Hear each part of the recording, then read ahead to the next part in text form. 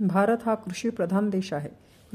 कृषीचा शोध स्त्रियांनीच लावला असल्यामुळे संस्कृती ही स्त्रियांनीच निर्माण केली आणि ती जपली पण. आज राखी पौर्णिमेचा सण आहे. हा सण बहीण भावाच्या अतूट उत्कट प्रेमाची आठवण करून देणारा दिवस आहे. रक्षाबंधनाचा इतिहास खूप जुना आहे. धार्मिक ग्रंथानुसार हे देव आणि दानवांमधील युद्धाशी संबंधित आहे. दरवर्षी श्रावण महिन्यातील पौर्णिमेला राखीचा सण साजरा केला जातो. धार्मिक ग्रंथानुसार हे देव आणि दानवांमधील युद्धाशी संबंधित आहे, ज्यामध्ये पत्नीने आपल्या पतीच्या रक्षणासाठी श्रावण पौर्णिमेच्या दिवशी रक्षासूत्र बांधले होते. पुराणानुसार एकदा राक्षसांनी देवांवर हल्ला केला. देवांच्या सेनेचा राक्षसांकडून पराभव होऊ लागला आणि देवराजांच्या पराभवामुळे देवराज इंद्राची पत्नी शची भयभीत झाली आणि ती इंद्रदेवाचा जीव कसा वाचवता येईल या प्रश्नात पडली. बराच विचार करून शचीने तपश्चर्या सुरू केली. यातून एक संरक्षात्मक सूत्र प्राप्त झाले. शचीने हे रक्षासूत्र इंद्राच्या मनगटावर बांधले. योगायोगाने तो श्रावण पौर्णिमेचा दिवस होता. रक्षासूत्र बांधल्याबरोबर देवांची शक्ती वाढली आणि ते राक्षसांवर विजय मिळवण्यात यशस्वी झाले.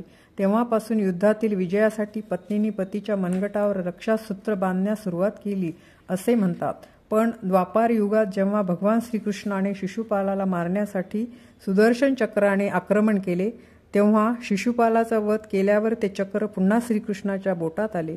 या दरम्यान श्रीकृष्णाच्या बोटाला दुखापत झाली आणि त्यांच्या बोटातून रक्त येऊ लागले. श्रीकृष्णाच्या बोटातून रक्तस्राव होत असल्याचे पाहून द्रौपदीने तिच्या साडीचा एक कोपरा फाडून श्रीकृष्णाच्या बोटावर बांधला. त्यावेळी श्रीकृष्णाने द्रौपदीला वचन दिले की वेळ आल्यावर या साडीच्या प्रत्येक धाग्याचे ऋण फेडून देईन. पुढे जेव्हा द्रौपदीचे वस्त्रहरण करण्यात आले, तेव्हा श्रीकृष्णाने द्रौपदीचे रक्षण केले.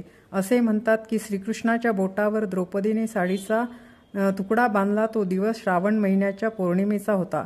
यानंतर रक्षाबंधन हे भाऊ बहिणीच्या पवित्र नात्याचे प्रतीक बनले. परभणी येथे वसमत रोडवर वसंतराव नाईक कृषी विद्यापीठ आहे.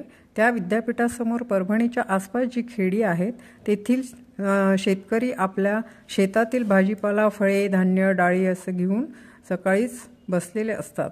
हे शेतकरी सकाळी 4लाच आलेले असतात. शेतातील ताजा ताजा भाजीपाला ते विकण्यास ठेवतात. विद्यापीठात परभणी शहरातील लोक सकाळी मॉर्निंग वॉकसाठी येतात. ते आलेले लोक जाता जाता मग ताजा ताजा भाजीपालाही घेऊन जातात. रोजचा ताजा ताजा भाजीपाला त्यांना भेटत असल्यामुळे लोक एकदाच भाजीपाला घेऊन जात नाहीत. रोजच्या रोज सकाळी त्यांना ताजा ताजा भाजीपाला मिळतो आणि ताजा भाजीपाला खाल्ल्यामुळे आपली तब्येतही छान राहते. शेतकरी बिचारा आपल्या शेतात दिवसरात्र काबाड कष्ट करत असतो.